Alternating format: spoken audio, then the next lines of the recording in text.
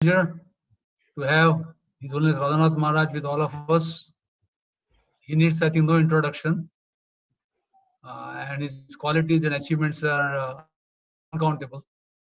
But one thing I can say that everybody in Calcutta loves him, and they're so eager to hear him that they have been pushing all of us to somehow arrange at least one good session with Maharaj to hear from his lotus mouth Krishna Katha. So, Maharaj, we have all the leaders of Calcutta, Ananga Mohan Prabhu, Daoji Krupa Prabhu, Radharaman Prabhu, Vice President Board from Albert Road. And we have all the other COM and CDC members of Calcutta, Albert Road. Management Council headed by Acharatna Prabhu from Goshala. They're all there, eagerly waiting. Vallabh Chaitanya Prabhu from Motizil with all his council members, and hundreds of congregation devotees and other brahmacharis are eagerly waiting to hear from you. So I will not speak more and just hand it over to Maharaj. Thank you very much. We're grateful.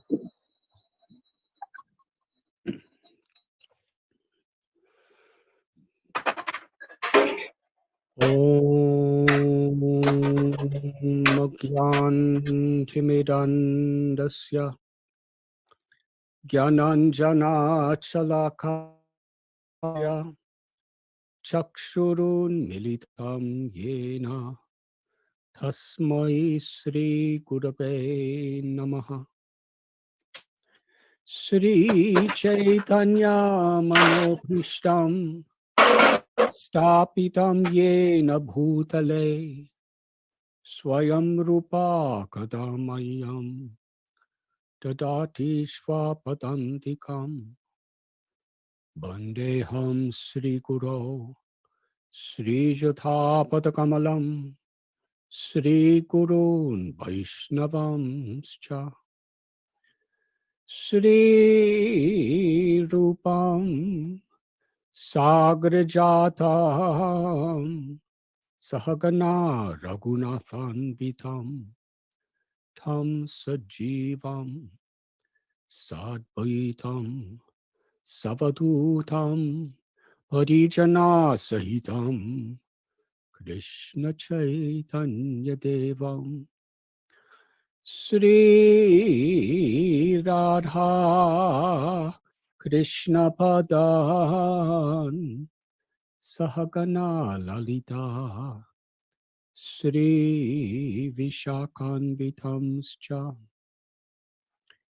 He Krishna Karuna Sindhu Dina Bandhu Jagatpate Gopesha Gopika Kanta Radha Kanta Namostate Tapta Kanchana Gaurangi Radhe Brindavaneshwari Vrishabhanu Sute Deve Pranamami Hari Priye Vanshakalpa Tarubhyascha Kripa Sindhubhya Evacha Patitanam Bhavanibhyo Vaishnavebhyo Namo Namaha Sri Krishna Chaitanya Prabhu Nityananda Sri Advaita Gadadhara Shivasadi Gaura Bhakta Vrinda Hare Krishna Krishna Krishna Hare Hare Hare Rama Rama Rama Hare Hare Nama Om Vishnu Padaya Krishna Prishtaya Bhutale Srimate Bhakti Vedanta Swami Niti Namine Namaste Saraswati Deve Gauravani Pracharine Nirbhishesha Shunyavadi Astatyate Shatarine.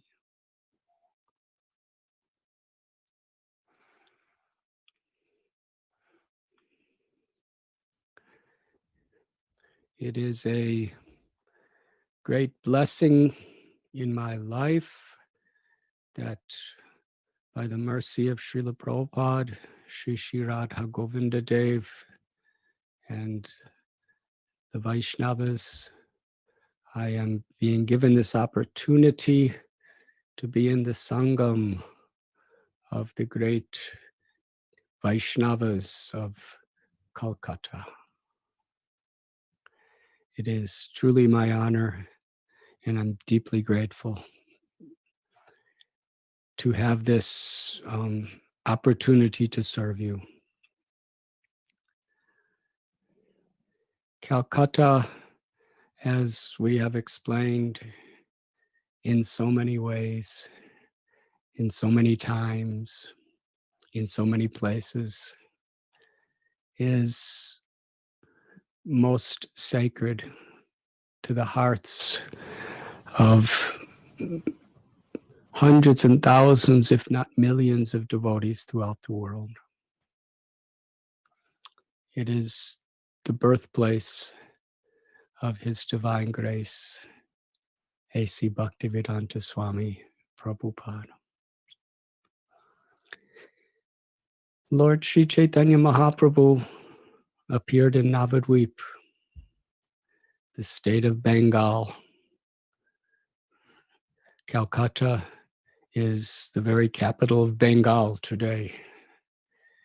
Lord Chaitanya Mahaprabhu himself visited the birthplace of his Guru Maharaj, Ishwarapuri, Kumarahata, which is actually only a couple hours drive from Kolkata.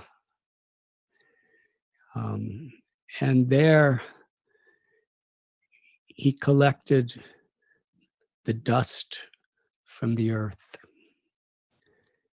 He, with deep reverence and love and appreciation, he ate some of that dirt and cried tears of ecstasy and exclaimed that this dirt is more dear to me than my very life. In fact, it is my life, because it is from the place of the birth of my spiritual master.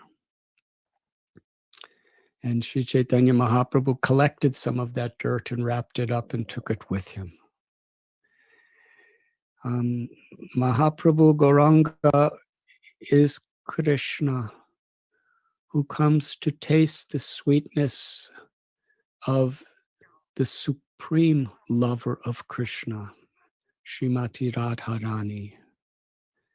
And in the mood of Sri Radha's love and compassion, he's distributing that love to the people of the world in this age of Kali Yuga.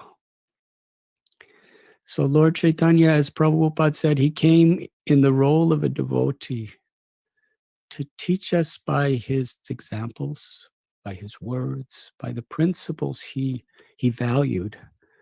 He taught us what it means to be a devotee. Essential, a devotee is samsadir haritoshanam, one who pleases Krishna. That's really what a devotee means. We please Krishna. We orient our words, as far as possible, our thoughts and our lives in such a way that Krishna is pleased with us.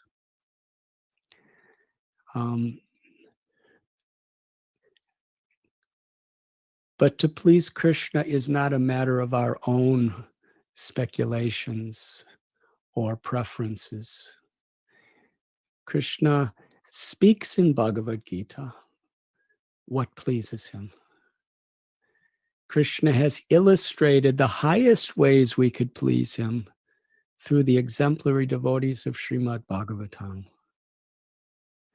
And then Krishna himself comes in the mood of the love of Sri Radha, who pleases him supremely the most for all of eternity, to teach us in the role of a devotee how to apply the principles of Srimad Bhagavatam and Bhagavad Gita to our lives.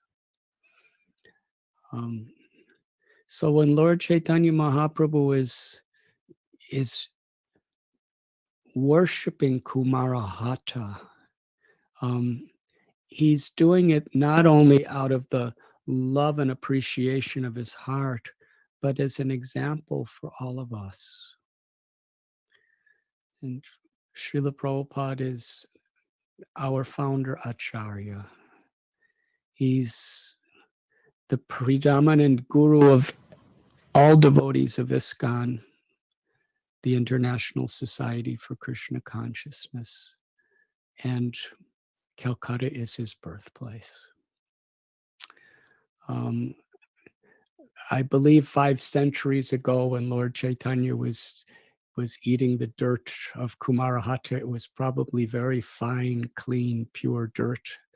In Calcutta today, I don't think we should be eating that because Lord Srila Prabhupada always signed his letters, I hope this meets you with best of health. So we have to take care of our health. But the spirit of the principle of the holiness of the place and how we humble ourselves before the holiness of that place is very prominently expected from all of us. And it's the doorway to the path home, to loving devotional service to Krishna.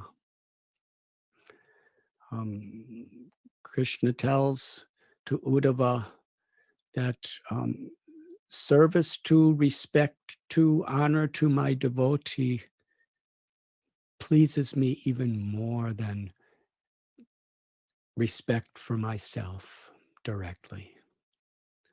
That is the nature of love. Srila Prabhupada, he would sometimes cite the Western idea, love me, love my dog. And it really is true in the West for any of you who have been. People really love their dogs. And if Prabhupada said, if you give a rich man something, then it won't mean that much to him. But if you please the rich man's son or the rich man's dog, then he will be overwhelmed with gratitude. So in this way, Lord Chaitanya taught us this idea of Gopi Bhartur Padakamalayora Das Das Das Anudas.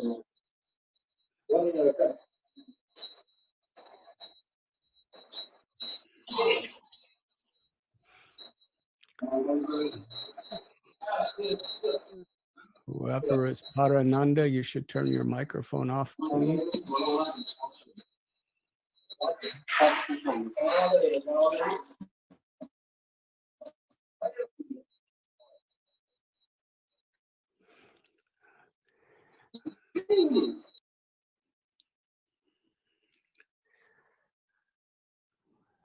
To be the servant of the servant of the servant is the path to Krishna's heart. That is what pleases Krishna. So Calcutta, being Srila Prabhupada's birthplace, is very special. It's also the place where Srila Bhakti Siddhanta Saraswati Thakur Prabhupada established his preaching mission of the Gaudiya Math.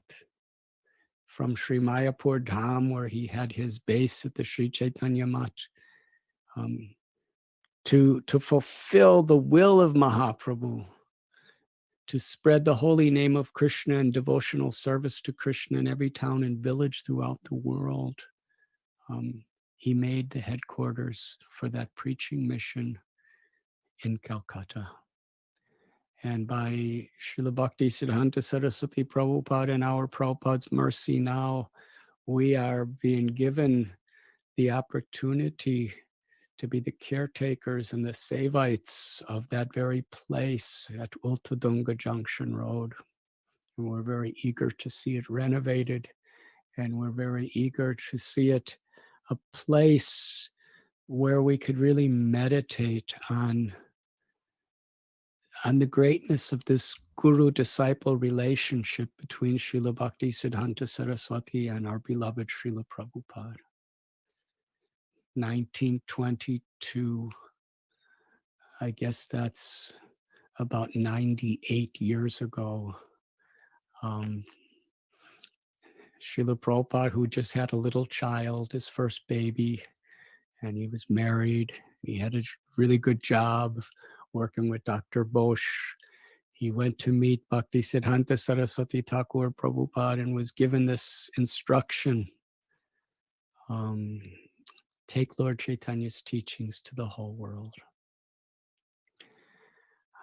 in the English language.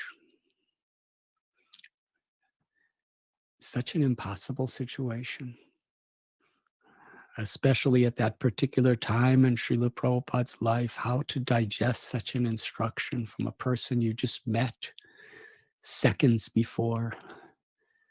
But Srila Prabhupada, after he had a discussion about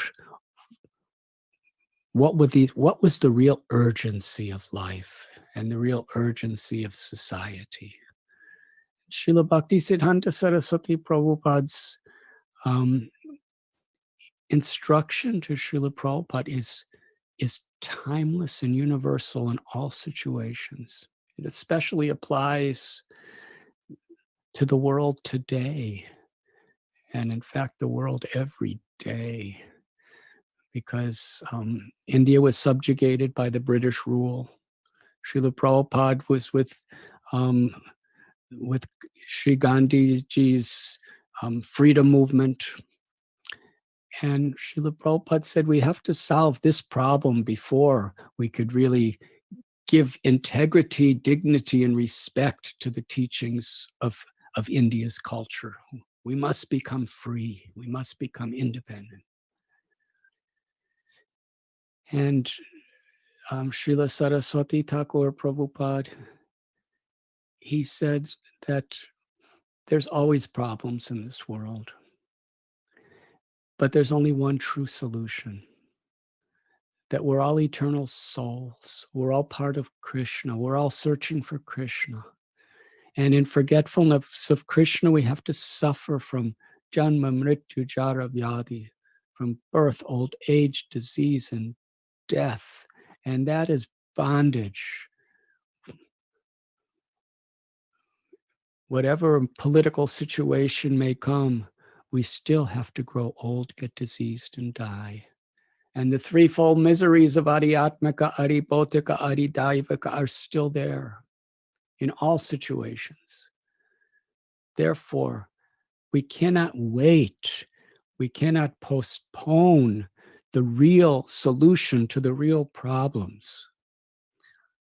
Sri Chaitanya Mahaprabhu, when he would go out into the villages and in the pathways and roads of Bengal, he would sing Jeev Jago, Goda Chandra Bole, Kota Nidra Jayomaya, Pisa Chirakole.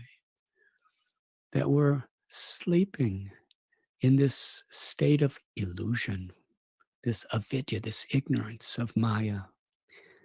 And the solution is we must wake up from this dream. We must realize that we are all eternal, full of knowledge and full of love for Krishna. When we speak about Ananda, it can only mean this to a Vaishnava. Ananda is not the pleasures of this world, however satisfying they may be to our mind and our senses.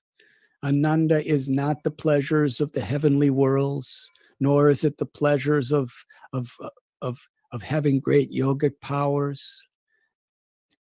Even Rupa Goswami tells that the Ananda, the pleasure of mukti, liberation in the all-pervading infinite light of Brahman, is hardly a drop compared to the ananda of the ocean of love for Krishna. Sri Chaitanya Mahaprabhu compared bhakti to a vast, limitless ocean. And just to taste a particle of a drop from that ocean completely satisfies the soul forever.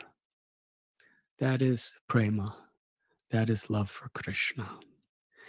So Srila Bhaktisiddhanta Saraswati Thakur, not only did he establish Gaudiya Math's preaching from Calcutta, but by his own will, he performed his final pastime of disappearing from this world in Calcutta. And his beloved father, Bhakti Vinod Thakur, so much of his energy of preaching Krishna consciousness and establishing foundational principles and foundational inspiration for worldwide bhakti, he did from Calcutta.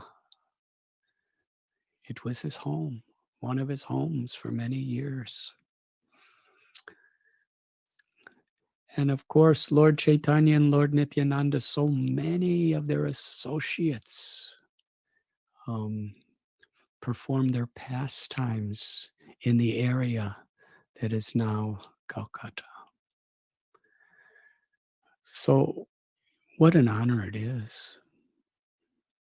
Considering these great acharyas, how they valued this place, who are we to think that we're entitled to be there? Who are any of us to think that we deserve to be there? It's a blessing. It's a blessing that's given by the Vaishnavas. And we progress in spiritual life, and we're empowered to the degree we humble ourselves with deep gratitude for that blessings. How can we call the abode of the Lord our own?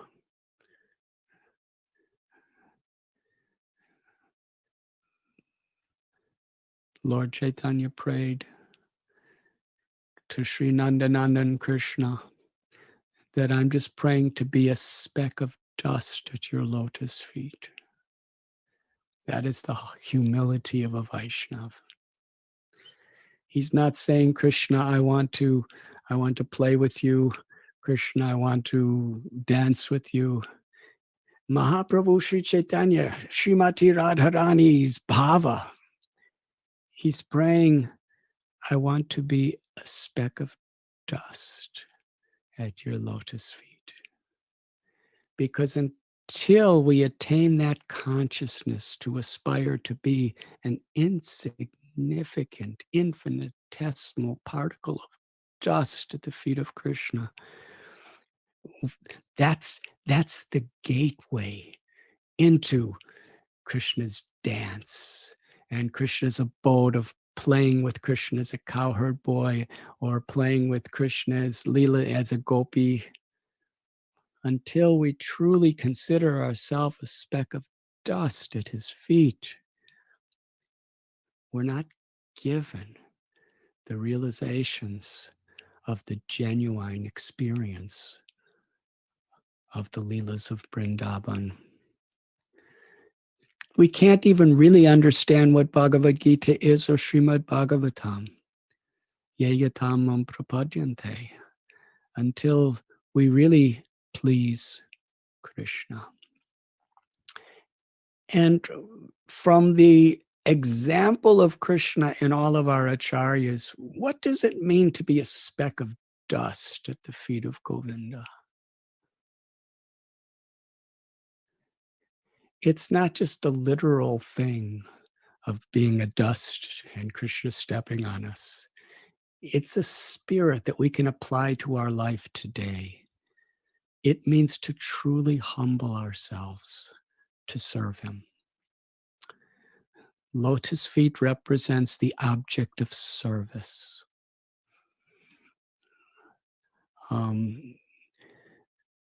Trinadapi sunichena tarori basihishnuna amanina manadena kirtaniya sadahari. Humility like the grass, tolerance, forgiveness like the trees, the eagerness to offer respect to others, detachment from the expectation or the demand to be respected ourselves. In this way, we could actually be like a speck of dust at Krishna's feet in our service. And then Krishna, who's not different than his name, reveals himself and his supreme ultimate sweetness. And then Kirtaniya Sadahari, we can actually chant the names of the Lord constantly. Shrushusho Shadadanasya Vasudeva Katharuchi Syan Mahat Sevaya Vipra Punya Tirtana Sevanat.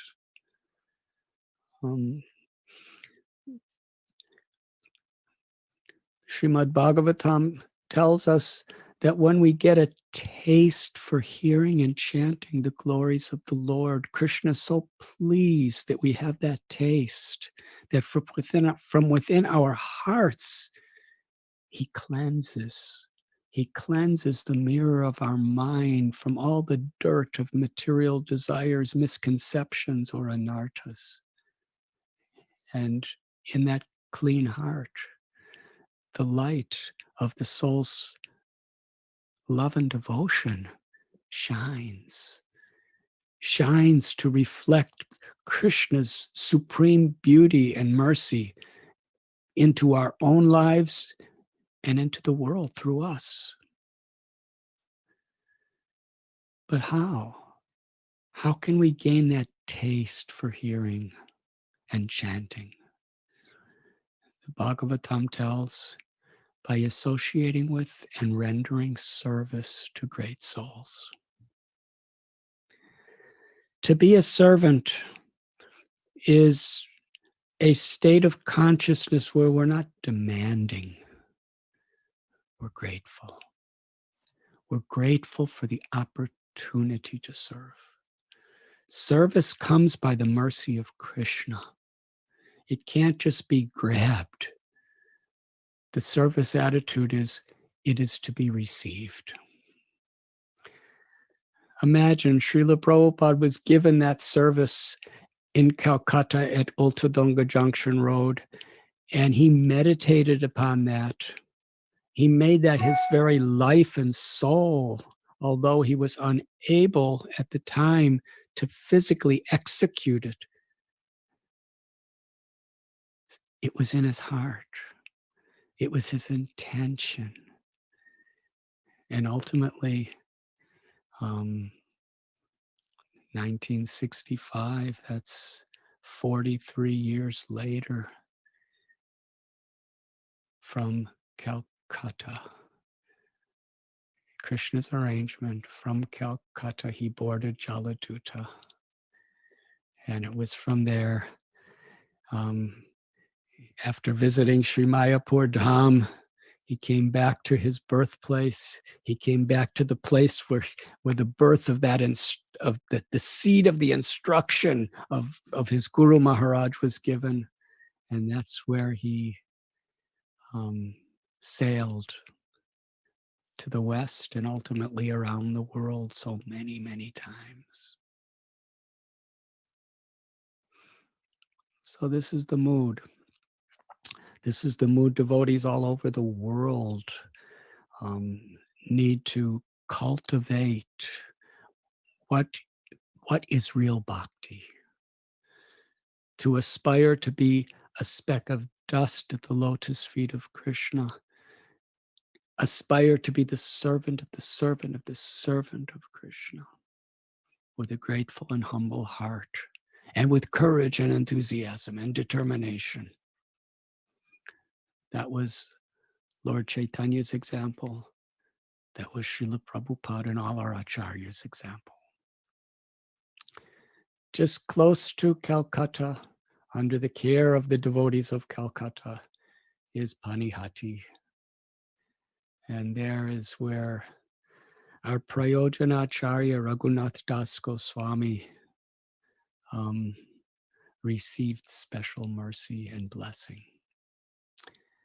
The example of Raghunath Das Goswami that took place there and later in Puri is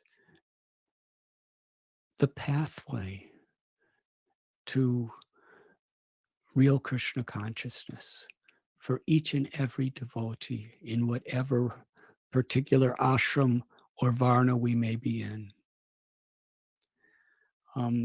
Raghunath Das Goswami, our Prayojanacharya, he taught us how to actually attain the highest perfection of ecstatic love for Krishna.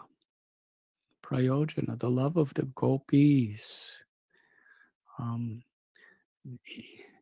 In Bengal, Srila Bhakti Siddhanta Saraswati Bhakti Vinod Thakur and our Srila Prabhupada, they warned us about the misconceptions of the various groups of sahajiyas who feel entitled to enter into Krishna's intimate pastimes of Vrindavan, through imitations or through immature forms of meditations. Raghunath Das Goswami, he is our Prayojana Acharya. Acharya means one who teaches by example. He is teaching by his example how to enter into the mood of the gopis. We know he was a very wealthy heir. His uncle and his father, Govardhan and Hiranya, they were fabulously wealthy, very influential, popular, famous. They had everything materialists want. And Raghunath was the only son in the entire generation of his family. But it was in Chandpur, close to his birthplace of Saptagram and Krishnapur, that he met Haridas Thakur.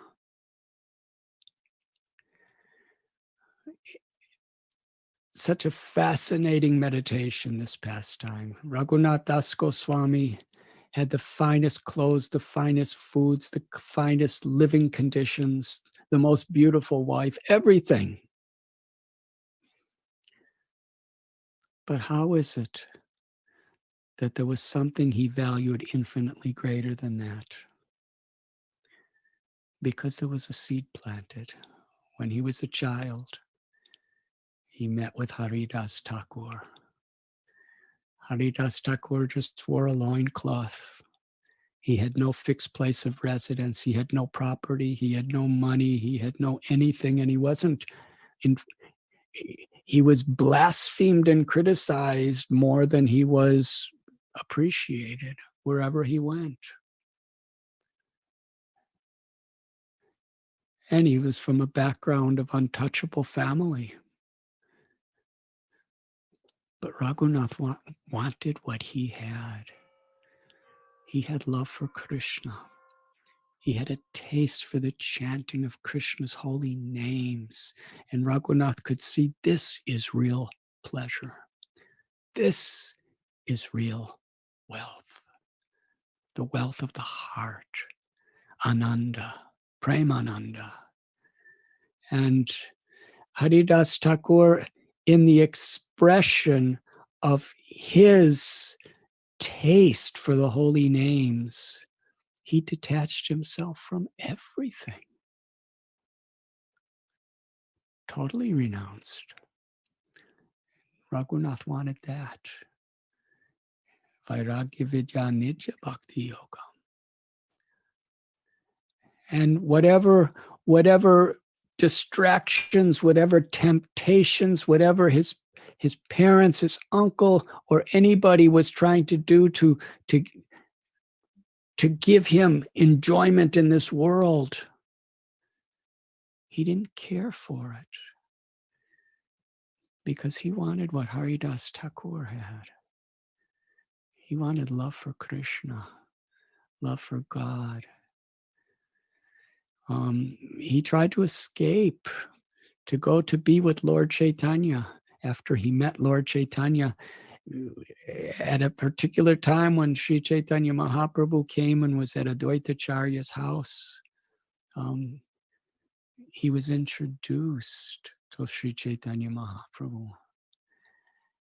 And because that seed of Haridas Thakur's blessings and mercy had been nurtured in his heart for several years, when he met Lord Chaitanya, he surrendered his life to him. But the beautiful example is it wasn't easy. What he wanted to do, there was every type of impediment trying to stop him from doing it. But he was determined.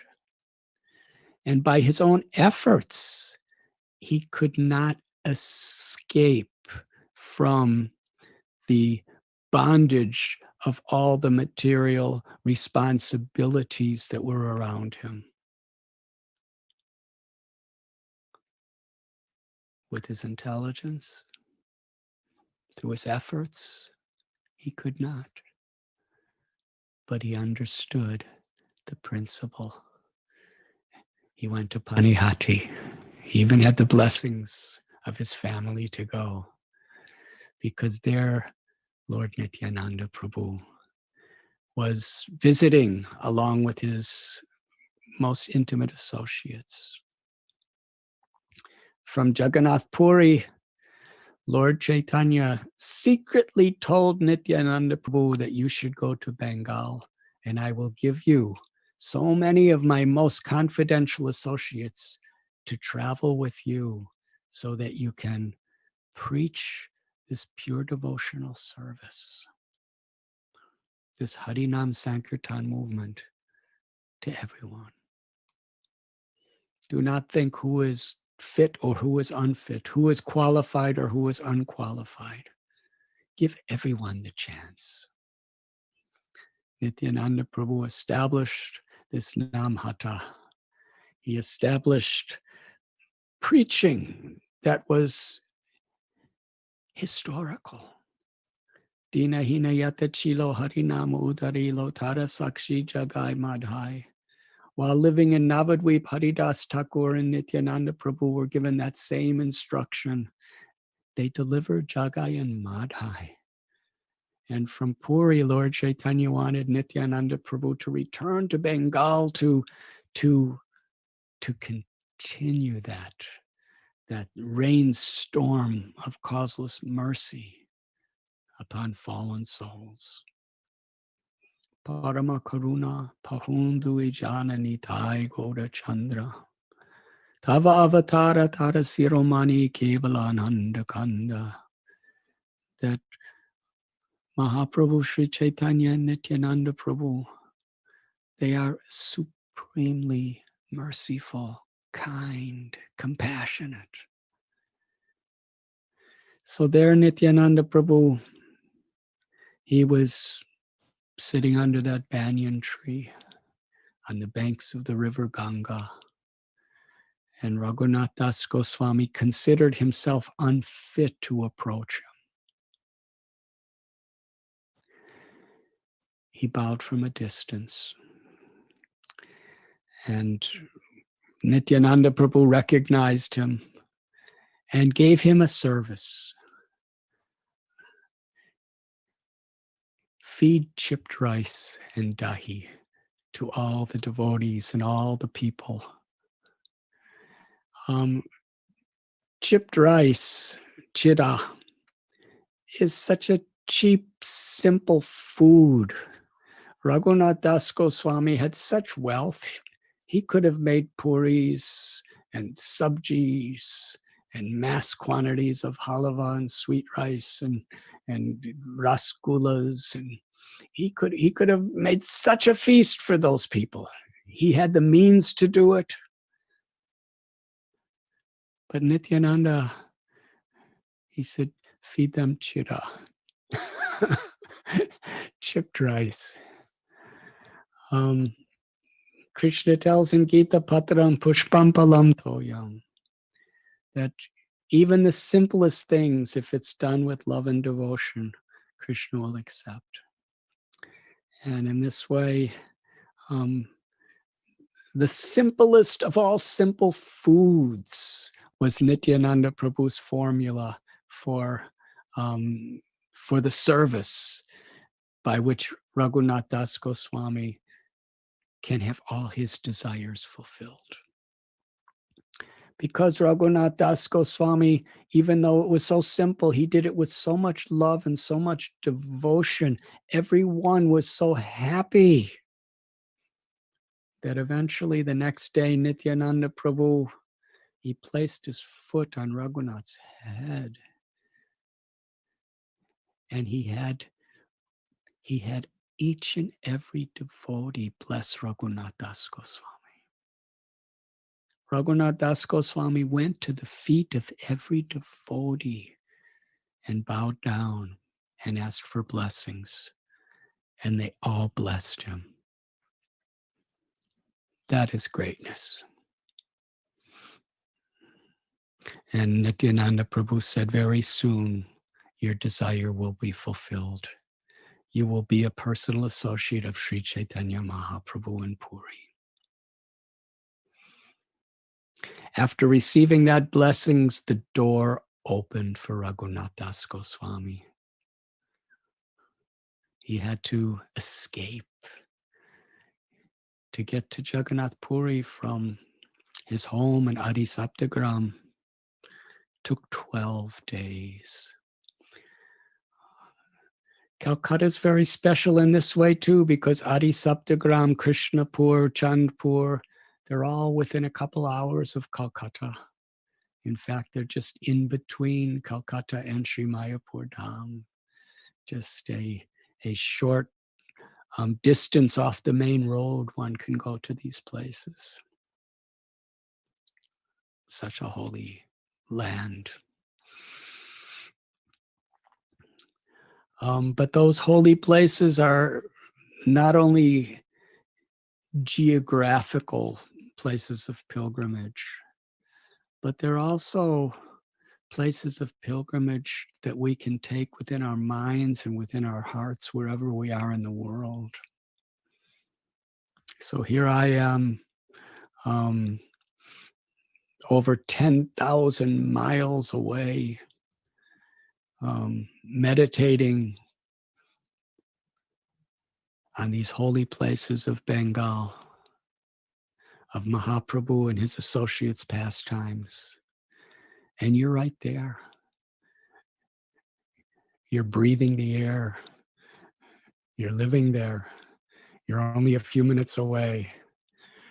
But the bhava of how much we really humble ourselves to appreciate serving that place is actually the real connection of the heart.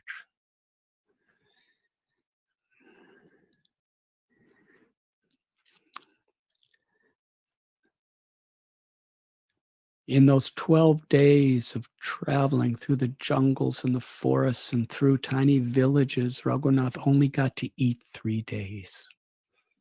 And then he arrived in Jagannath Puri.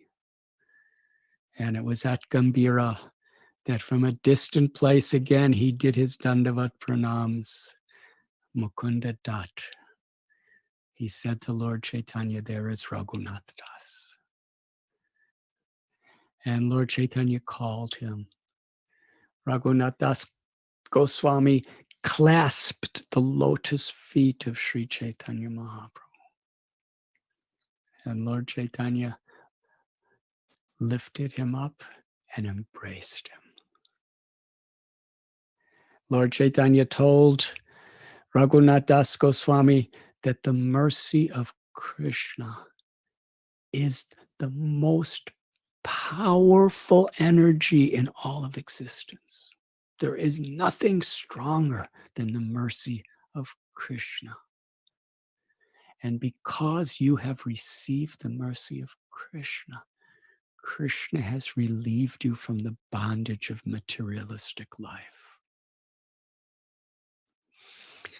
This faith is what will empower us to pass through all the inevitable obstacles we have within this world on the path of devotional service. Daivi heshu gunamayi mama maya duratyaya mameva me prapadyante maya me tatarantite. This material nature is very difficult to overcome. Maya dyakshena prakriti. It's Krishna's energy. Maya is all powerful. Whatever material intelligence we have, whatever material abilities we have, whatever material influence we have, it's just a minute, insignificant little transformation of Maya's energy. How could we conquer Maya? How could we be free from the clutches of Maya? Krishna tells, by taking shelter of him, by surrendering to him. Because Krishna is the source of all energies. Aham sarvasya prabhavamata sarvam pravartate. Iti matva bhajanti mam buddha bhava samanvitaha. The source of all spiritual, all material worlds, and those who know this engage in his loving service and worship him with all our hearts. Lord Chaitanya, he told all the world what we should have faith in, that there is no power that is greater or that can compare to the mercy of Krishna. It's the most powerful thing. In fact, Rupa Goswami tells Namo Mahabharanyaya Krishna Prema Pradayate Krishnaya Krishna Chaitanya Namane Goda Tveshe Namaha. That Lord Chaitanya is even more merciful than Krishna or all of the other avatars. Why? Because he's exhibiting his mercy, his compassion, his munificence most freely as Lord Sri Chaitanya Mahaprabhu. Patita pavana hetu tava avatara mosamo patita prabhu napai behara. Narottam Das Thakur was blessed by Nityananda Prabhu also. He's praying that Lord Gauranga, you are most merciful.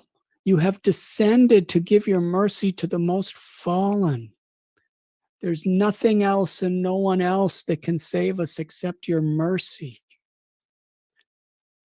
And then he teaches us how to receive that mercy. To think ourselves very fallen. To think ourselves undeserving. To think ourselves unentitled. To chant. To hear the Bhagavatam. To associate with devotees, to serve. This mentality, this consciousness is the very thread that unites all the thread of characteristic that is common in all the great saints of the Vaishnava tradition. My claim is first, Narottam Das Thakur is saying, which means no one is more fallen than me. Thakur Haridas prayed that way. Rupa Goswami prayed that way. Raghunath Das Goswami, Sanatan Goswami, they all prayed this way. Srila Prabhupada and Jaladuta prayed in this way also, begging for mercy. Yes, Lord Chaitanya said there is nothing more powerful than Krishna's mercy. It is the greatest power in all of existence. And it's only by this mercy that one can be free from the clutches of Maya, from the clutches of the ahankar, the false ego. And Raghunath, you have received Krishna's mercy. Then Lord Chaitanya Mahaprabhu, he said that this material existence is like a pit where people go to pass stool. And those people who are trying to enjoy this material existence, whatever titles they may have, however they may dress, however beautiful they may temporarily think they are, they're all like the little worms enjoying that stool. Why does he use this example? It seems quite grotesque, the idea of worms and stool. But what's so interesting about it is you and me, for us, stool is not at all attractive. But for a worm, it's the most attractive place to be. They don't want to be anywhere else. It's like a festival of enjoyment for a worm to be inside stool. It tastes so good and it smells so good and it's so comfortable to be sliding around in, and I can have a family here, and I can have children here and grandchildren here, and oh, how wonderful. And the proof is, Lord Chaitanya said, if you take a worm out of stool, he'll very enthusiastically struggle to get back in. So Srila Prabhupada tells in the same way to a person who's tasting the sweetness of pure devotional service, then when Lord Chaitanya is talking about this pit of stool, it doesn't mean the material world. It means material consciousness. Because a devotee, Krishna tells in Gita, he sees everything as Krishna's energy. For one who sees me everywhere and everything in me, for that person I'm never lost, nor is he ever lost to me. A devotee sees Krishna's energy, sees every situation in this material world as an opportunity to serve Krishna, as Krishna's property. Krishna's property can never be stool. Krishna's energy is never stool. It's forgetfulness that is what that analogy is signifying. It's that forgetfulness of Krishna, where what Yanisha Sarvabhutanam, great souls see night as day, and in the same way, an enlightened person is asleep to this false egoistic conception of enjoyment. And pure loving devotional service, the ordinary person is asleep to that. So Lord Chaitanya is speaking about a type of consciousness. And to be free from this inclination for material enjoyment, for profit, adoration, distinction. Nadanamna janamna sundarim kavitam va jagadisha kamaye mama janmani janmanishwari bhavatad bhakti rohita kitvai. Sri Chaitanya Mahaprabhu prayed, I do not want wealth. Najanam. I don't want fame, prestige, followers. We must take this very seriously. What is our heart? I do not want the pleasures of this world. even the sexual pleasures, which are at the very heart of material existence. I don't want to be known as a scholar or a very knowledgeable person. I don't want mystic powers. I don't even want liberation from suffering. I only want to serve you, my Lord. I want to please you, my Lord. It is this state of consciousness, it is this aspiration when we cultivate and live it, that we attract Krishna's mercy. And we understand there's no power anywhere that can bring us to Krishna's loving service except Krishna's mercy. It is all powerful, supremely powerful. In fact, Sri Radharani's compassion, which manifests through Lord Chaitanya, Krishna conceives it as even more powerful than himself. That is love. You have received Krishna's mercy, Raghunath Das Goswami, and therefore he has delivered you from the bondage of material impediments.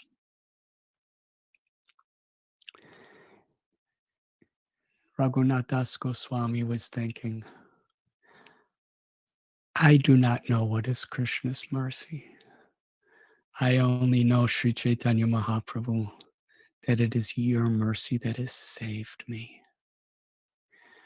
When Lord Chaitanya showed his mercy to Raghunath Das Goswami, and this is so important, it's not a detail, it's a vital principle. Raghunath Das Goswami went to each and every devotee that was assembled there. He bowed to each of them. He humbled himself at the feet of every devotee and begged for their blessings. And all the devotees blessed him.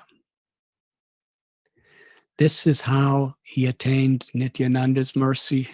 And again, he did the same thing, and this is how he attained Lord Chaitanya's mercy.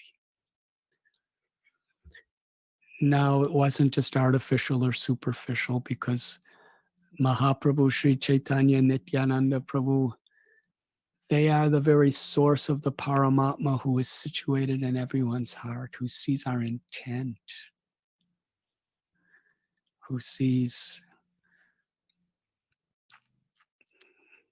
why we do what we do. Raghunath was really feeling himself the servant of the servant of the servant. And therefore, he was a complete recipient of Krishna's all-powerful mercy. And this next part of the story is quite relevant to the situation we're living in today. Lord Chaitanya Mahaprabhu, he saw the body of Raghunath Das Goswami. He saw that he traveled through jungles and forests and through villages for 12 days. He only got something to eat three days. He saw that Raghunath Das Goswami's body was very dirty from the travels. And he was very skinny, very thin from not eating food. He wasn't in good health. Lord Sri Chaitanya Mahaprabhu, Krishnadas Kaviraj Goswami says, his heart melted. He felt so much compassion to see Raghunath Das Goswami's physical state. Such a complete picture in just a few verses of Lord Chaitanya's mission. First Mahaprabhu is teaching about being transcendental to this material world. And now his heart is breaking to see Raghunath Das Goswami's physical body is not well.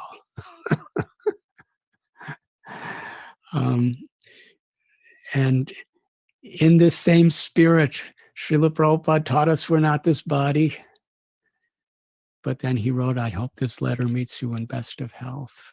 And that meant physically, emotionally, and spiritually. Because the bodily concept is Janasya Mohoya Mahamameti, that I am this body. And therefore all the designations of this body that I identify with are who I am. And whatever's in my possession is mine. And so many things that are not in my possession, I want to be mine. That's the cause of all fear. It's the cause of envy. It's the cause of greed, lust. And it's this bodily conception of life that creates so many divisions between people.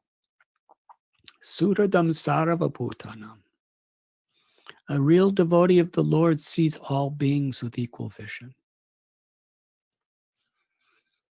We have read about Vasudeva, the leper who lived in South India near Kurmakshetra. He had little worms in his body that were eating away his diseased skin. Now those worms, if you have a healthy body, they don't want anything to do with you. But because he had leprosy and his flesh was rotting, stinking and rotting, the worms were having a feast and a festival and made their residence there. But as soon as his body became healthy again, they didn't want him. So, but still, Vasudeva was respecting the spirit soul, the part and parcel of Krishna in every worm. And it wasn't like he was thinking, you're an eternal soul, so let me just step on your body.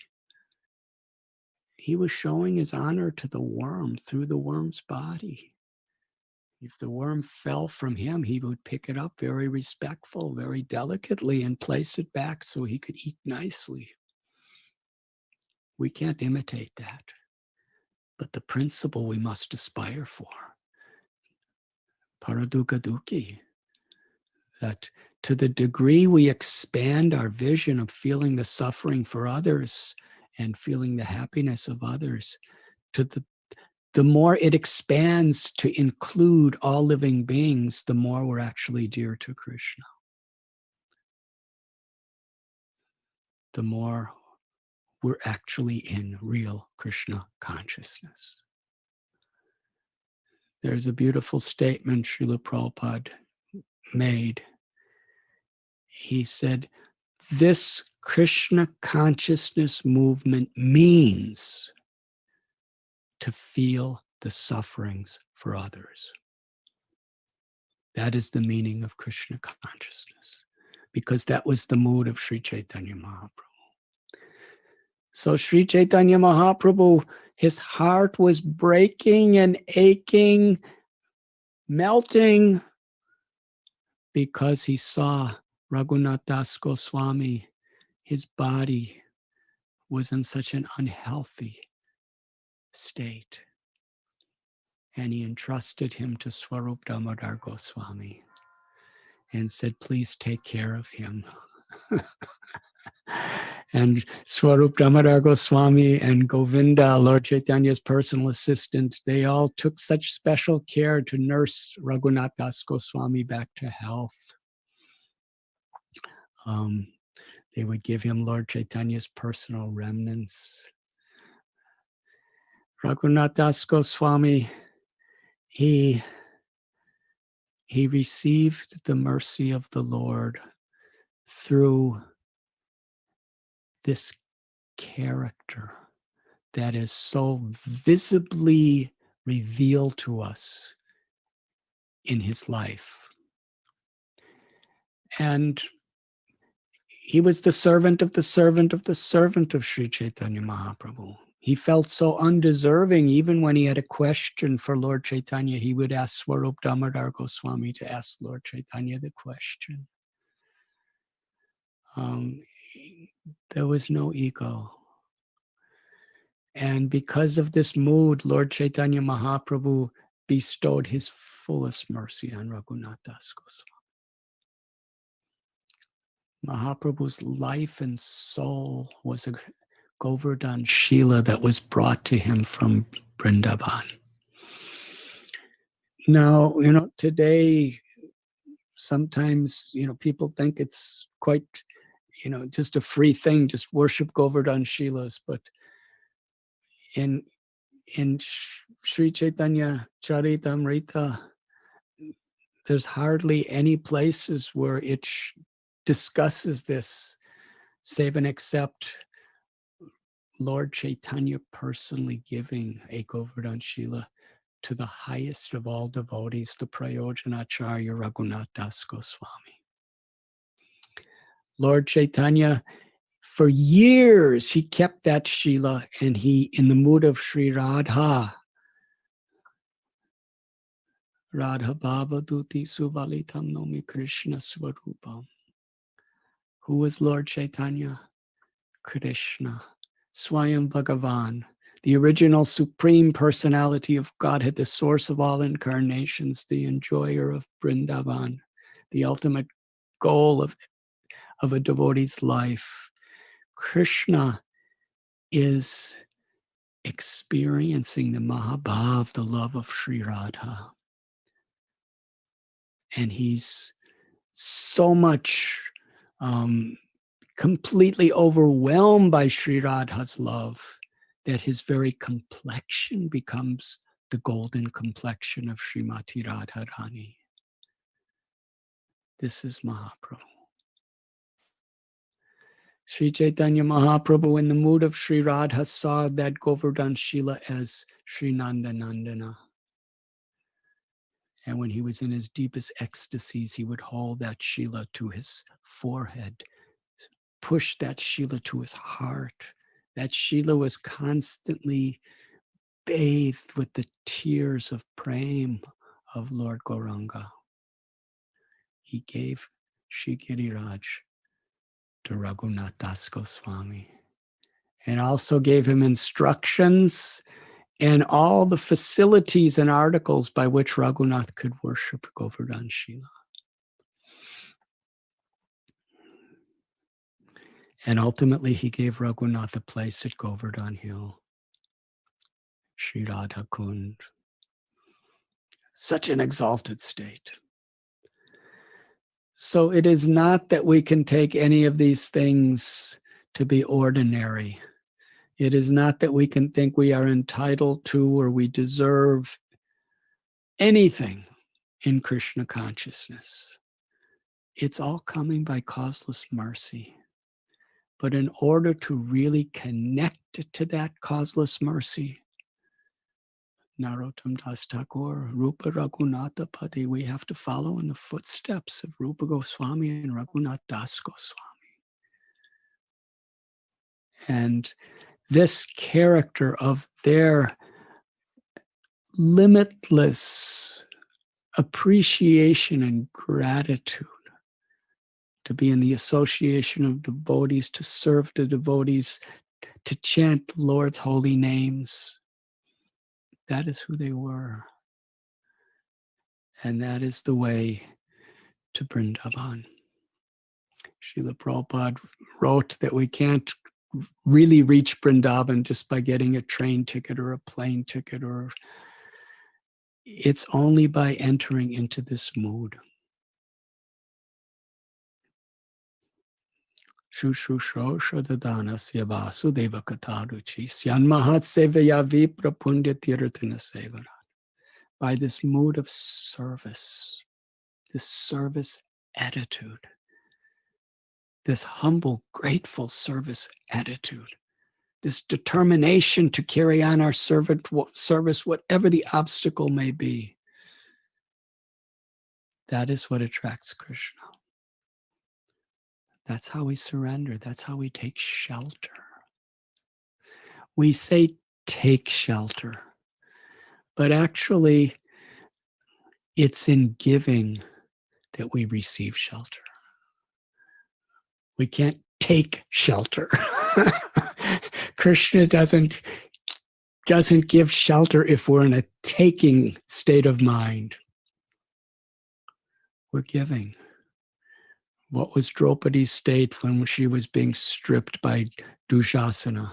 She was giving her heart. She was giving her soul. Krishna, I am yours. And Krishna gave her shelter.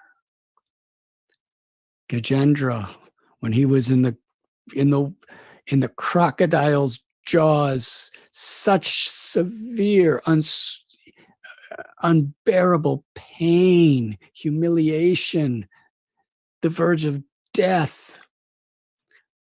How did he take shelter? By giving his body, his mind, his life to Krishna. I'm yours. Thakur Bhakti Vinod prayed, in all the 14 worlds, Krishna, there's nothing except your shelter that has any true value. Sarva dharman parityaja mamekam saranam braja. Aham tvam sarva papibhyo mokshayishami suchaha. Abandon all varieties of dharma and just surrender. Take shelter. Sharanagati. I will take over. Srila Prabhupada, how did he surrender? Krishna, I'm your puppet. I'm giving myself to you. Make me dance as you want me to dance. So when we say take shelter, the process is in giving up our false egos to serve. Krishna, I'm yours. So when Srila Prabhupada in his last days, he expressed, you will show your love for me by how you cooperate with one another to expand this mission. He was giving us a very high pedestal of surrender to take very serious in our life. Because what it means to love is a very cheap thing. In this world, some people think love is sexual enjoyment. Other people think love is just, family dependence and affection for one another. Some people feel love is a philanthropic thing. Some people feel love is something very immoral or even cruel. And in spiritual life, we could talk about loving our gurus. We could talk about loving Krishna. But actual love is expressed through sacrifice, through tapasya, through putting the higher principle of what will please our gurus and because what pleases our guru is what pleases Krishna. Yasya prasada bhagavat prasada. Such a simple statement. You could show your love for me by how you cooperate. This whole story of Raghunath Das Goswami that we're explaining, that's what it's about. He showed his love by how he honored and respected the devotees. How, whatever disagreements we may have, we somehow or other, we orient it under the higher principle of what will please our spiritual master, what will please Srila Prabhupada.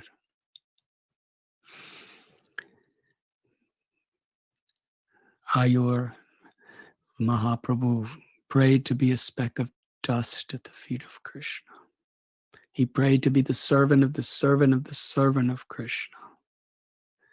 And Haridas Thakur, as our Namacharya, he emulated all these principles. And therefore, he could chant the holy names of the Lord constantly. Raghunath Das Goswami wanted what he had.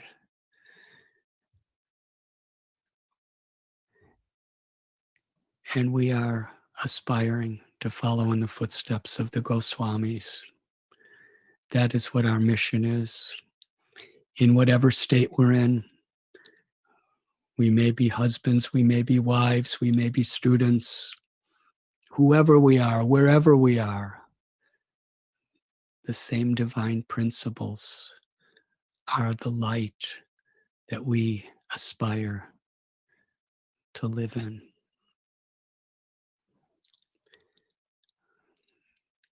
Kolkata, what an inconceivable good fortune. In Vrindavan, when the 6 Goswamis were living there, it was just pristine forest. River Yamuna, fragrant, nectarine, pure, clean. There was no buildings. All the trees, desired trees, flowering, blooming, kadambas, banyans, tamal trees, peacocks, parrots. Now Vrindavan, so much noise, so much pollution. But the real Vrindavan is not just this outer surface of what we perceive through our senses. The real Vrindavan is revealed to our hearts according to our service attitude. To be grateful.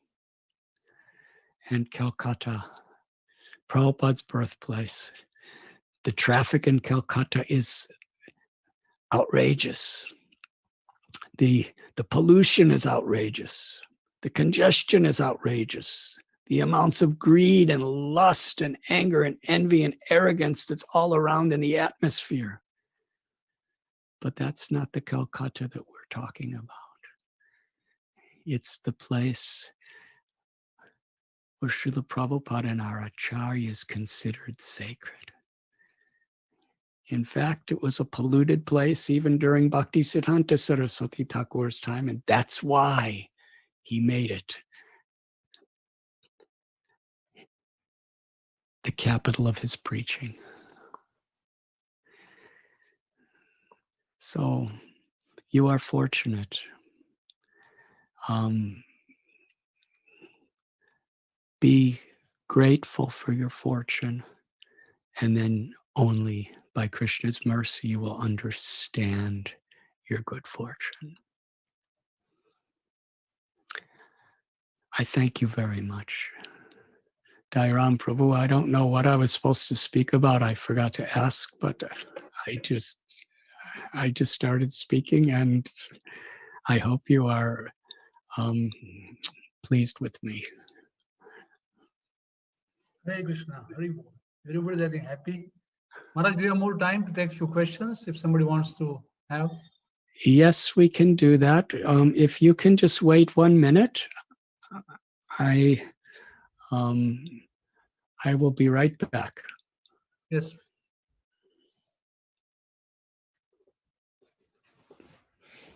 So, Nangamohan Prabhu, if devotees want to ask questions, they could. Yeah, they can hear you. Yes, so they can. How they raise hands? How do you do it? But they can just unmute themselves and ask questions. Okay. But this is going live, huh? Everybody should understand that also.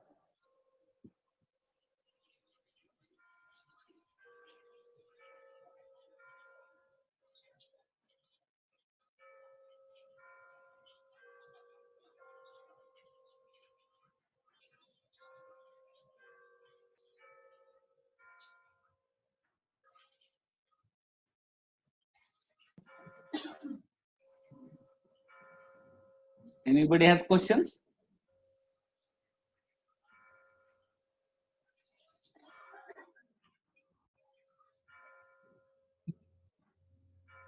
And if congregation devotees have any question, they can also ask by sending Yeah. message.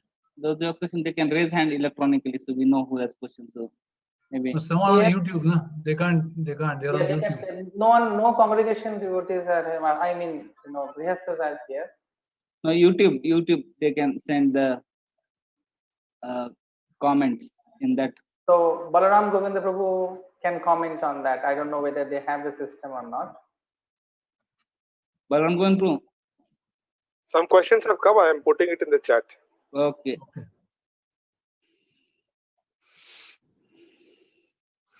Hare Krishna.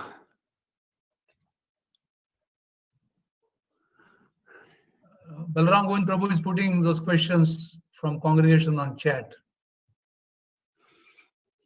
Can Maharaj read chat? Or somebody has to ask them. Yeah. Hmm? Hare Krishna Maharaj. Yes, Prabhu. Maharaj, thank you very much for this wonderful talk about the merciful nature of Sri Chaitanya Mahaprabhu. Maharaj, I want to ask one question that you have explained very nicely how Chaitanya Mahaprabhu has expressed his love and devotion for his spiritual master in Kumarhatta. So I want to know from you, Maharaj, that how I can develop my love and devotion for my spiritual master. What is that secret that I should apply? Within our ISKCON society, all of the spiritual masters are assisting Srila Prabhupada in his mission to his spiritual master. And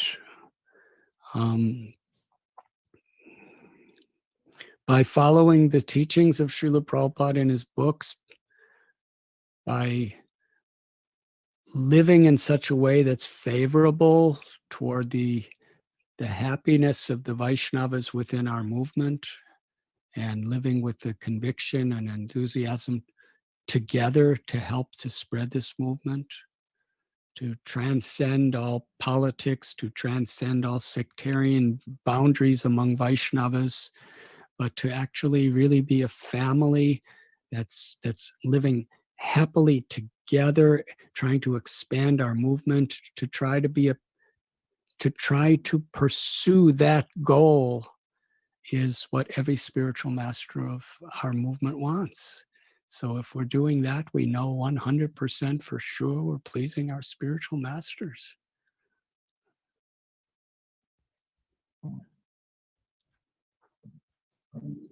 Thank you very much, Guru Maharaj. Hare Krishna. Maharaj, there is a question. Hare Krishna Maharaj, Dandar Pranam. What should you do each and every day to increase your love for Krishna? This is a question from Sumit Paul Prabhu. Every day we should take shelter of the holy names of the Lord through our japa, kirtan. Every day, Shrinvat Nasta Prayesha Bhadreshu Nityam Bhagavati Seva. Every day we should try to read from Srila Prabhupada's books or hear Srimad Bhagavatam from the Vaishnavas. And we should be eagerly seeking these opportunities to be with the devotees and to serve the devotees. Then Krishna is pleased with us. And by Krishna's grace, he increases our taste for hearing and chanting. He increases our empowerment to truly, in a genuine way, attract others to Krishna consciousness.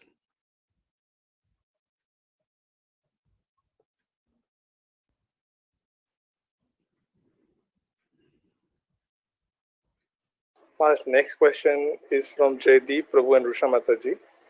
How to remain focused in Krishna consciousness and retain service mode in this tough and challenging situation?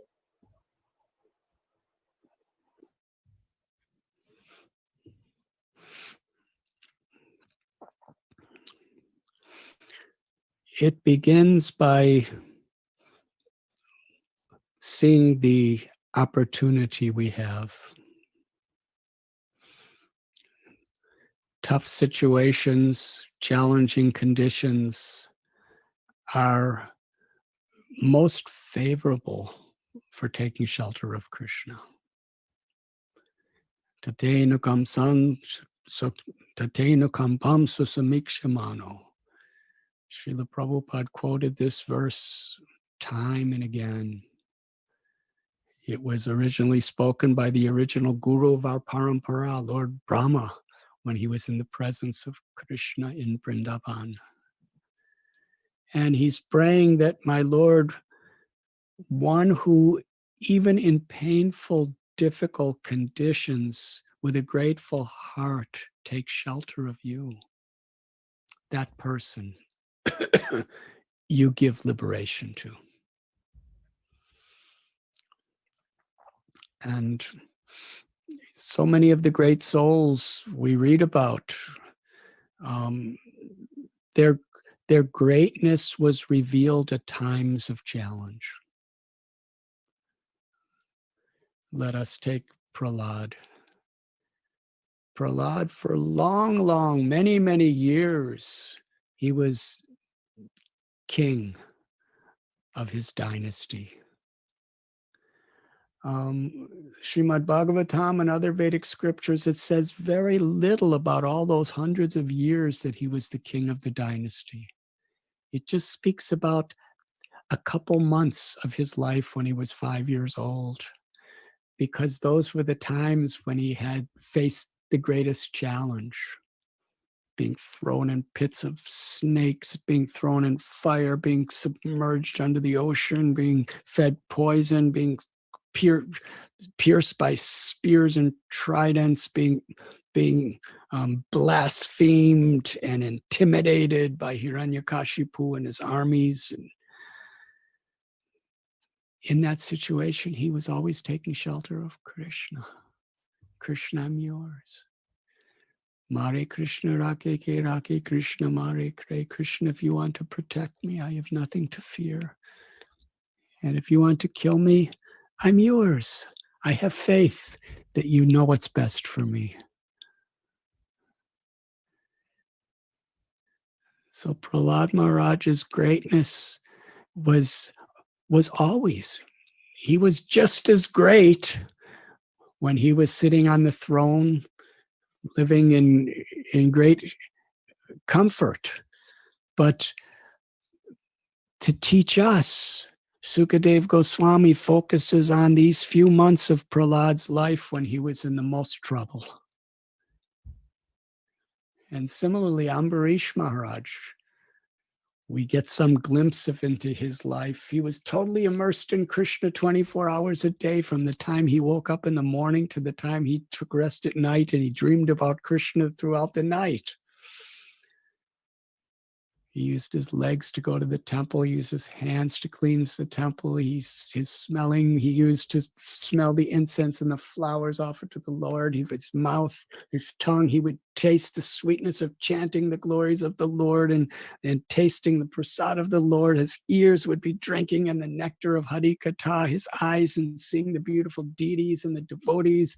He was immersed every time, at every moment. He was not in the material world. He was in the spiritual world while living here. But still, the most prominence of his life is given when Durvas Muni insulted him, intimidated him, blasphemed him, said false things against him, and then tried to destroy him. The Pandavas, even Ramayan, so much of the Leela of Ram is about when he was in exile. There is some beautiful stories about how he was enjoying living in Chitrakoot, but mostly it was Sita being kidnapped and looking for Sita, and getting exiled to the forest, and his father giving up his life in grief, and the Hanuman story. Hanuman was always dancing and chanting and singing. He was always blissful. But most of the stories of Hanuman is when he's jumping over oceans and lifting mountains and fighting for Ram. And even Vrindavan Leela. Vrindavan Leela, there are no impediments in the spiritual world, but when Krishna descends into this world, Krishna enjoyed so many sweet, loving pastimes with his devotees, the Gopas and the Gopis. The Rasa Leela, it describes that when Krishna danced with the Gopis, he extended that one night of dancing to an entire night of Brahma. An entire day and night of Brahma. But still, when we read the Srimad Bhagavatam 10th canto, there's so many stories about demons coming. Why? Because these were troubled times when all the Brijabasis would take shelter of Krishna. So troubled times are inevitable. In fact, just this morning, I was listening to a recording of Srila Prabhupada, and Srila Prabhupada said, in this material world, everyone has to suffer.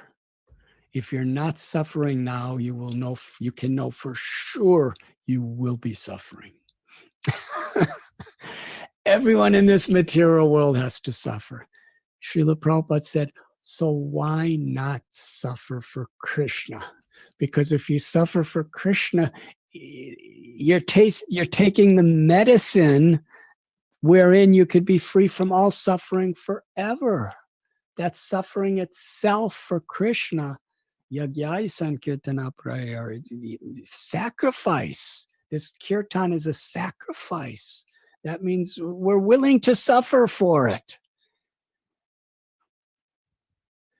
During this COVID-19, everybody's suffering. Whatever one's religion. There are Christians and Muslims and Jains and Buddhists and Sikhs, and there are Hindus and there are Shivites and there are Vaishnavas. So much suffering. And there's atheists and there's agnostics and there's people from the East and the West and people who are rich and people are poor. We see so many people are suffering economically from the health perspective, lockdowns, people are getting depressed and lonely, and many are hopeless. Many are losing loved ones. And many people who, from materialistic people, they love to go to sporting events and they love to go to restaurants, but they can't do it. And devotees, we love to go to the temple and we love to have kirtan with Vaishnavas and go to Bhagavatam classes and go to Hari Kathas, but we can't do it the same way we used to. So in this way, the whole world is restricted, but devotees grow through the restrictions. Because in this situation, we know that we have the opportunity. Krishna's in his holy names. Krishna's in Prabhupada's books. And through technology, we could be meeting with one another just like today.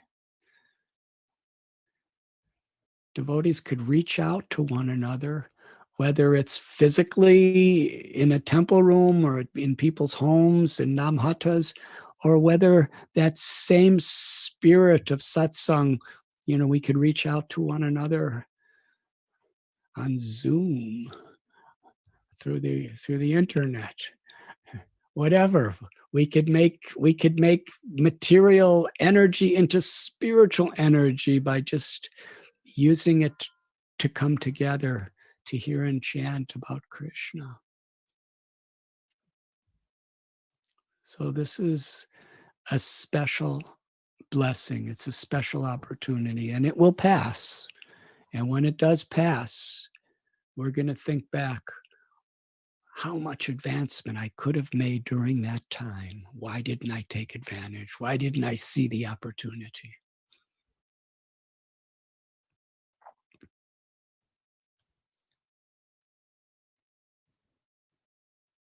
Maharaj. Next question is from Gungahi Gauranga Prabhu. He's asking, what is the best way to utilize the opportunity to be in Kolkata Dham?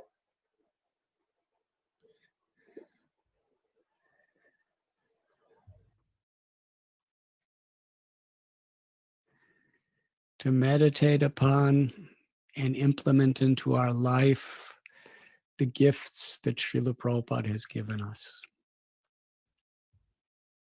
To humble ourselves with gratitude, to receive every day the gift of the holy name, the gift of the Srimad Bhagavatam, Bhagavad Gita, the gift of the association of devotees, the gift of the holy deities that may, in our temples and in our homes, the gift of the opportunity to serve and please the Lord.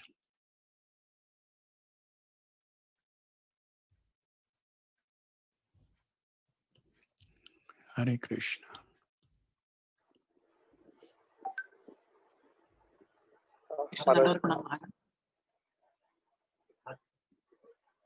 Maharaj is gone or still there? Dairam Prabhu, could you or some of the devotees give me a brief report of what's happening in Calcutta? Okay. Maharaj, before that, could you speak few words about Bhakti Charu Maharaj, because many of his disciples are here with us and they would probably feeling some, still feeling that separation and pain. So few words would be nice. Thank you so very much for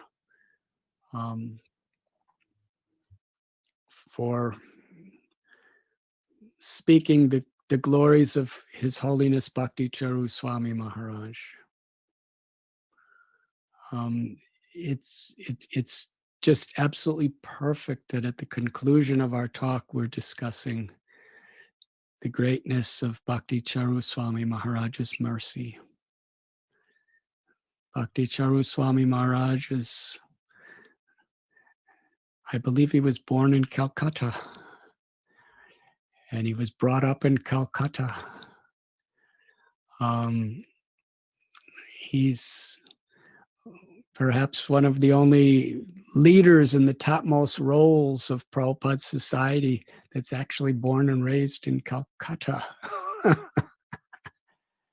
And Srila Prabhupada gave him the service of translating all of his books into the Bengali language, the native language of Srila Prabhupada, the native language of our whole Gaudiya Parampara. Srila Vrindavan Das Thakur, Srila Krishna Das Kaviraj Goswami Maharaj, and so many Vaishnavas, their literatures were in Bengali language. And between Sanskrit and Bengali, these two languages are the very heart, the foundation of our whole sampradaya. And Srila Prabhupada entrusted Srila Bhakti Charu Maharaj with such a service. He made him the secretary for all of India. And at the time, Srila Prabhupada was spending more time in India than any other part of the world. His most expensive, his most courageous and largest projects were all being developed in India, in Vrindavan, in Mumbai, in Hyderabad, and in Sri Mayapur Dham. And the first temple in India that Srila Prabhupada established was in Calcutta, Sri Radha Govinda's temple. So Srila Prabhupada put so much of his heart and energy in to be his secretary for all of India, to do the correspondence. Srila Prabhupada had such faith and trust in Bhakti Charu Maharaj's unmotivated, unconditional service. And His Holiness Bhakti Charu Swami Maharaj was a new devotee at the time, relatively, in regard to how many days he was in the movement, but Srila Prabhupada saw instantly the pure, sincere intent he had to serve unconditionally. And Srila Prabhupada gave him these services. What greatness. And, by the Abhay Charan series, he glorified Srila Prabhupada through the media like had never been done before at that time. It's historical. He traveled the world giving lectures, leading beautiful kirtans, wonderful heart-rending kirtans. And especially, for today's audience, how much he was concerned with developing Kolkata. There are 4 GBCs of Calcutta, but as far as I know, Bhakti Charu Swami Maharaj, he invested so much of his time there.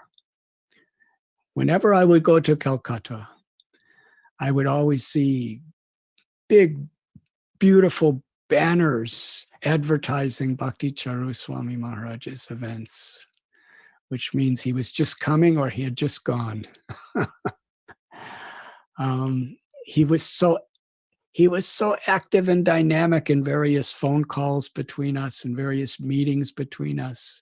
How many times Bhakti Charu Maharaj would make himself available to the various leaders of the Calcutta Yatra to give guidance, to give encouragement. He was most active of any of the leading devotees in this way of raising funds for Calcutta. He was so eager, so eager to build that beautiful temple for Radha in Calcutta. Srila Prabhupada, one of his unfulfilled instructions was a magnificent temple in Calcutta. It was Prabhupada's desire. And in all these years since Srila Prabhupada gave that instruction in the early 70s, up until very recently, there was no attempt to do it. Devotees were just living in the same premise on Albert Road that Srila Prabhupada originally got in the earliest days of ISKCON India. But Srila Prabhupada wanted a beautiful temple, a temple to celebrate, our whole sampradaya. What to speak of honoring the birthplace of our Guru Maharaj. We have beautiful samadhi in Mayapur. We have beautiful samadhi in Vrindavan. But to have something wonderful, a monument to celebrate Srila Prabhupada's birthplace, the birthplace of the Gaudiya mission of preaching, the birthplace of where Srila Prabhupada received the instruction from Bhaktisiddhanta Saraswati Thakur, the birthplace of where Srila Prabhupada accepted Bhaktisiddhanta Saraswati Prabhupada as his Guru Maharaj, the birthplace where Srila Prabhupada boarded the Jaladuta to go to the west, the birthplace of the first temple Srila Prabhupada just established in India. How important is Calcutta? Bhakti Charu Maharaj, he had such appreciation for that. He was so active in helping to propose designs for the new temple, to raise funds for the new temple, to mobilize the devotees to develop that temple. He was so excited about Ultadanga Junction Road and developing Prabhupada's actual birthplace, where the jackfruit tree is, and that area. He was so excited. He was so excited to make Calcutta a spiritual center in the world, the gateway to Mayapur. When Srila Prabhupada would say gateway to Mayapur, that's what he called Calcutta. We find that in the British times, gateways was always a magnificent monument. You know, the gateway to India in Mumbai is probably the most historical structure in all of Mumbai. And millions of tourists come there every year. So the gateway to Mayapur, Bhakti Charu Swami Maharaj, he wanted so much for the unity of the devotees, for the happiness of the devotees, and he wanted so much to build that temple and to develop all these projects we just spoke on. And how could we honor and serve Bhakti Charu Maharaj? By understanding what was his wish, what was his heart's desire, and by giving our lives to serve that desire. That's how we can serve Bhakti Charu Maharaj in Calcutta, by helping to realize his dream to glorify Srila Prabhupada in Calcutta. And Bhakti Charu Swami Maharaj, his love for Srila Prabhupada, his glorification of Srila Prabhupada, his total surrender to Srila Prabhupada, it manifested in his kindness, his compassion to all devotees. And his courage, his incredible courage to stand up against all odds in Srila Prabhupada's service, while preserving that humble, compassionate, loving heart.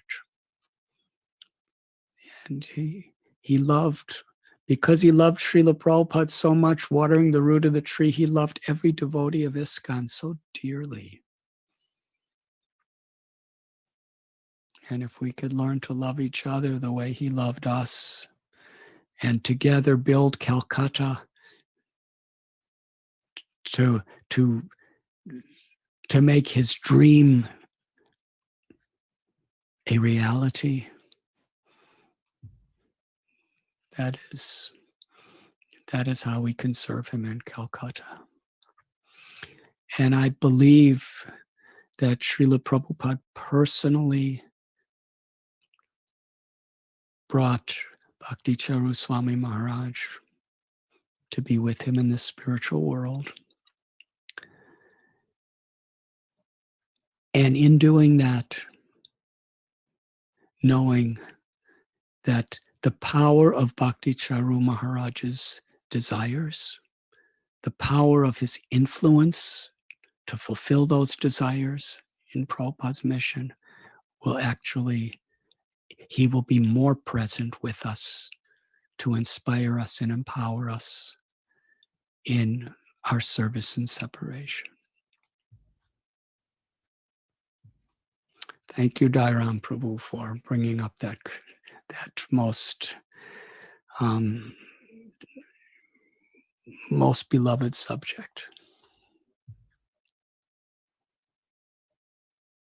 His Holiness Bhakti Charu Swami Maharaj Ki Jai. You want some small report